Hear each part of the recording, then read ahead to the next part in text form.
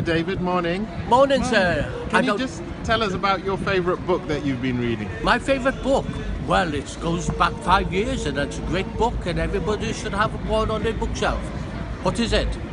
No, it's not that one, it's the Quran. How I got introduced to the Quran was I was on the plane coming back from New York. Yeah, that's over that way. Oh no, it's not. It's over that way. And the thing is, believe it or not, really, this guy was reading a book.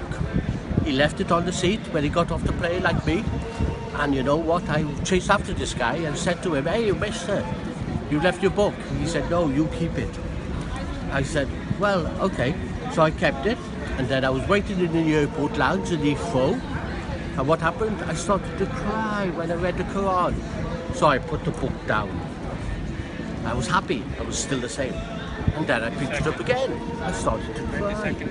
And then I got a taxi to my brother's in London. And then what happened? I told him about the Quran, that had made me cry. And do you know what? Just a moment. And then what happened was really, he said, "Don't speak of nonsense things, don't speak of things." I said, "Well, the thing is really, why am I crying?" And then he said, "Go next door." So I went next door, and who was there? The man that was on the plane. And the thing is, name a number, any number.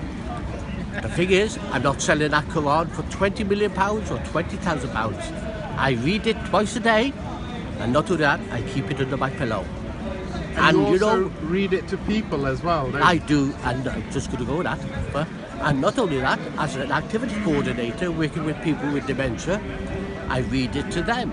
And the thing is, they ask me questions, I don't know all the answers, but I know there's one thing in the Quran. What is it?